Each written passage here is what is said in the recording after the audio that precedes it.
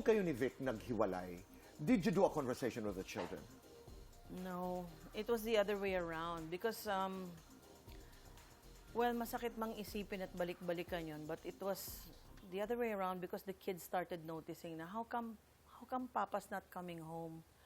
How come Daddy's always not home? Where is he? Ganyan-ganyan. And then, I don't know, maybe he's at work, ganyan-ganyan. Hanggang sa, muna, 1 day siya hindi uuwi, naging 2 days, naging 3 days, naging 4 days, hanggang sa hindi na siya umuwi. And then, parang nasanay na yung mga bata na wala na siya. And then, wala, sinabi lang ni Vic na, okay, weekends you're gonna spend with me, and then weekdays you're going to spend with your mama, ganyan-ganyan. Pero you had that conversation.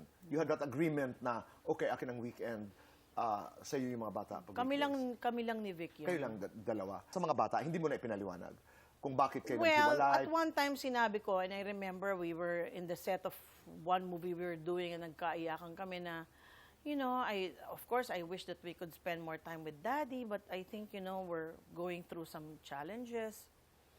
And it's going to take time before I spend time with Daddy again. Pero si Oyo nun, violent reaction, no, I want Daddy. I want Daddy. Only Daddy. No other. Only Daddy. Kaya kahit na may lumalapit sa akin co-actor, go away! Go away! Akala niya lagi may kumukuha sa akin. Oh. Si Danica was more of, alam niya na, I don't know, baka sinabi ng lola, hindi ko alam. Pero, I never really got to tell her, pero siya yung lagi naghahanap sa daddy niya. Because when Danica was alone, wala pa siyang kapatid, yun yung happiest years namin ni Vic eh. Yung every weekend, we would go out of town every weekend. Danica was the favorite of everyone. Talagang papasa-pasa, everybody wanted to carry her, everybody wanted to hold her, to feed her. And then all of a sudden, iba na. Okay. So, talagang apektado. Uh-oh. So, I just said, well, I hope it's not like this. And then that's when she said na, Mommy, I want you and Daddy to be back together. Every time I remember that, naiiyak ako, boy. Kasi, as a mother, not because, you know, gusto ko kami pa rin ni Vic kasi si Vic Sotto siya, no. But every mother would want to be with the father of her children. Of course. It's every mother's wish to have a whole family, not a broken one. So when you remember the pain of your children while they're telling you that, you feel so helpless eh. You wish you could change things, but you can't. There was no blame game in front of the children.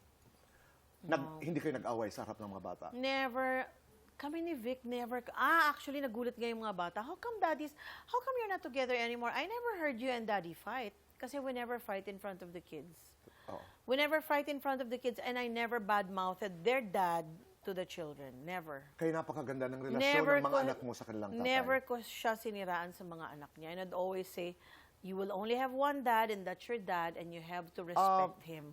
Did you have a confrontation with Vic about, ito yung nakaraan na ho kasi napapag-usapan lamang natin because of the dynamics of the relationship. Did you have a conversation with Vic about isang kaibigan natin, Coney Reyes? Did you have a conversation? Yeah. But it wasn't even a spirited fight or what. Quiet lang. Quiet na kami. pag-uusap. Parang, bakit? Bakit? Tapos Did you get an answer? Yeah, because I was inexperienced. And sabi ko, what can you do? Virgin ako eh.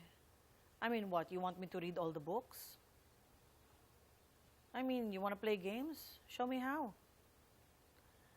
I was a kid.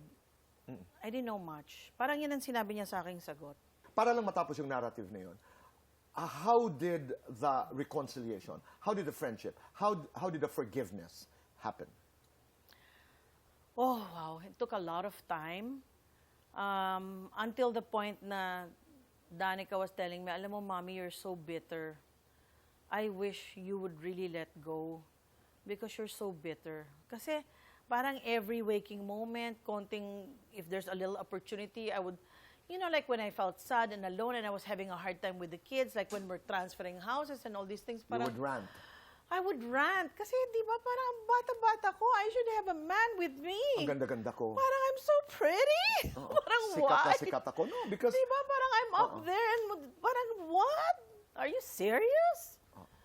Di ba? But parang even, I wasn't a child anymore, but 23 is young. Di ba? Yes. Parang, you don't understand a lot of things. But, I don't know, I guess, through time, sabi ko, walang pupuntahan nito unless I really let go and just accept that it's like this. And so eventually, naging Christian ako after studying all the many religions. And then I bumped into her and she asked me, do you want to go to our church? Parang nagulat ako, go to your church? Bulong-gulong. But then, sabi ni Danica, hindi ka naman pupunta sa church para sa tao eh. Di ba? You're going there for God. So, then I realized, tapos sabi, and then nakita ko na, she changed in leaps and bounds, like bringing people to God, bringing people to Jesus, telling people about the good news of salvation. So I asked myself, my God, is this a person I'd like to hate? I can't hate this person. I can't. So I let it go. And I gave her a bunch of white roses and I said, I forgive you. And then actually there was one time na she tried to talk to me and ano pa ako nun, kasi it was in public. But then I forgave her. I forgave Vic. I also sent him flowers and I said, I forgive you. But most of all, I forgive me. And then I imagined myself, I went to the beach one time with the kids and I imagined myself throwing all my tears into the sea. All my sama ng loob, draining it out of me. Parang I'm letting you go. I want a fresh start, a new me. I'm still valuable. I'm still able. I have worth. I am worth it. I can reinvent myself. All is not lost. I can do things. And that's what happened.